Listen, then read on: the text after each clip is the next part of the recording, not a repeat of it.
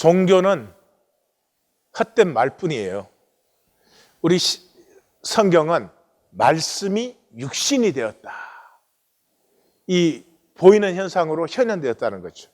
그런데 종교는 그 성육된 말씀을 또 말로 바꾸는 게 종교예요. 종교에는 말이 난무예요. 신앙을 논리로 설명하는 것은 거의 무용한 일입니다.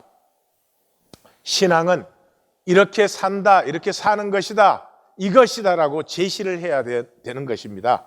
사실은 적지 않은 정인들이 있습니다. 그 중에 한 분이 덴마크의 그룬투비 목사입니다. 리콜랴 프레드리크 세브린 그룬투비, 그런 긴 이름을 가졌는데요. 이 그룬투비 목사님은 성경은 교리를 가르치지 않는다, 삶을 세운다라는 것을 주장했습니다. 다시 말해서 교회는 교회 자체로는 무용한 것이에요. 그 교회가 이 사회를 얼마나 새롭게 했느냐가 교회됨의 본질이 있는 것이죠.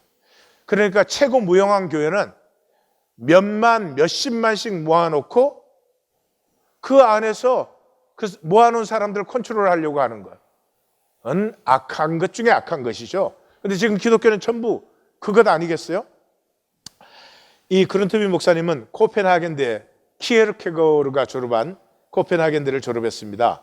1810년 목사 고시 때에 10분 설교를 하는데요. 시험 중에 하나로 코펜하겐의 목사들이여 회개하라, 그런 설교를 했습니다.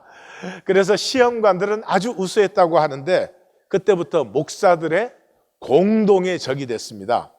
그리고 제1세기 역대기라는 책을 썼는데 종교의 망상주의, 종교에는 실제가 아무것도 없이 교리, 논리, 쟤들이 옳다, 우리가 옳다, 이런 것만 한다 하는 걸 비판했거든요. 이 책이 나온 다음에 몇몇 진실한 친구를 빼고 동창 동기들이 전부 등을 돌렸습니다. 그래서 1815년에 6년간 설교 금지를 받고 1825년에 다시 7년간 설교 금지를 받았어요. 예레미야 같은 목사님이세요. 그리고 그 덴마크 교회가 국교제도예요, 국교제도. 그래서 정부에서 임명을 하기 때문에 완전히 시골로 자천되어 가지고 그때 신경쇠약이 걸려서 굉장히 어려웠습니다. 그런데 다행히도 이 말씀의 사람이니까 기도와 묵상에 그 신경쇠약 중에 깊어져서 덴마크의 계획을 일으켜내는데요. 1864년 제2차 슐레빅 전쟁 때 덴마크가 패전했어요. 하지 않아도 될 전쟁을 해가지고 막대한 배상금을 물게 되고 북유럽의 가장 중요한 곡창지대를 독일에게 빼앗겨버리고 볼모지만 남았어요. 그래서 3애 운동이라는 유명한 운동을 벌였죠. 위로는 하나님을 사랑하고 아래로는 땅을 사랑하고 옆에로는 결례를 사랑하자. 이 그룬투비 목사님에게서 열매가 피어났습니다. 대표적인 것이 하나는 달가스인데요. 달가스는 예비역 육군 대령이에요.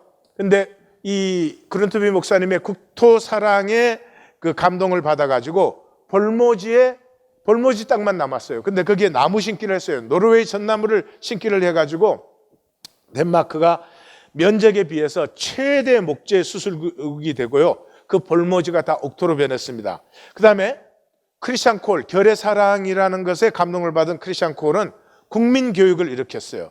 그래서 고등국민학교를 세웠습니다. 고등국민학교라는 것은 누구든지 시험 없어요. 누구든지 입학할 수 있고 입학한 사람은 삶의 기술을 배우는 것이에요. 그래서 최고의 낙노범 국가가 되게 되었습니다.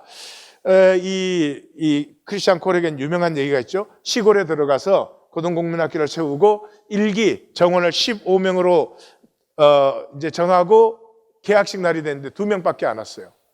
그래서 너무 실망했는데 그 학교 뒤에 있는 나무 밑에서 하나님께 기도를 했죠. 근데 기도가 딱 끝났을 때 마차 소리가 나더니 13명이 이웃 마을에서 도착했어요. 오다 마차 바퀴가 빠졌었다고 그런 얘기가 있습니다. 이 시대 기독교는 그룬투비 목사님에게 배워야 합니다.